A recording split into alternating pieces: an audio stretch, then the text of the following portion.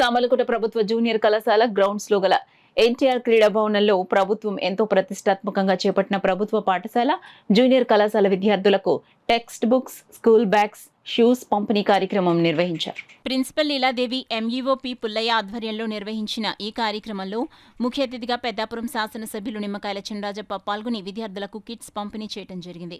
ఈ కార్యక్రమంలో కాకినాడ జనసేన పార్టీ జిల్లా అధ్యక్షులు తుమ్మల రామస్వామి, బాబు, పెద్దాపురం నియోజకవర్గం బీజేపీ నాయకులు విత్తనాల వెంకటరమణ, అధికారులు, మండల అధ్యక్షుడు బొబ్బరాడ సత్యబాబు, కార్యకర్తలు మరియు నాయకులు తదితరులు పాల్గొన్నారు.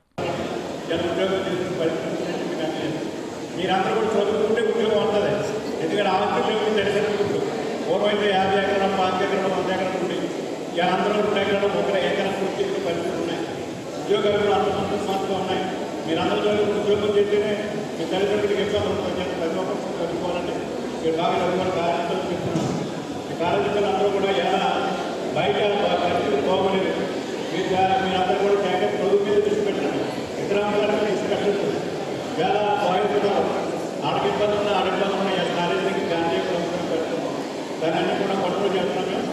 కానీ మీరందరూ కూడా చదువుకోవాలని చిన్నపిల్లలు వచ్చినప్పటికీ బాధ్యత టీచర్లే మీదే. ఇక చిన్నపిల్లలందరినీ కూడా మంచి మార్గంలో పెట్టే బాధ్యత తీసుకుని అదే కాలేజీలో కూడా వాళ్ళందరూ కూడా కంట్రోల్ చేసి బాగా చదివితే మంచి పొజిషన్కి వెళ్తారు. మరి ఇంజనీరింగ్ చదువుకున్నారు, లేదా పూజ చదువుతున్నారు, మంచి పొజిషన్కి వెళ్తారు. మీరు చూస్తూ ఉంటే నేను ఎన్నికల దగ్గర నుంచి కూడా రాజకీయాలు ఫాలో అవుతున్నాను.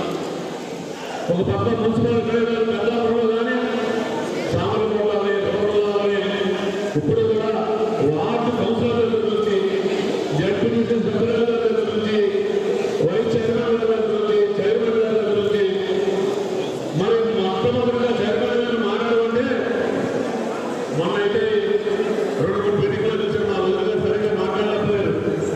రాజపాలకులైనటువంటి ధైర్యమే ఈరోజు చాలా చక్కగా మాట్లాడారు. అది శాసనసభ్యులు కానీ మరి మహిళా సాధికారం అంటే మహిళలు గర్వం పెట్టి భర్తలు పెత్తనం చేయడం కాదు, మహిళలకు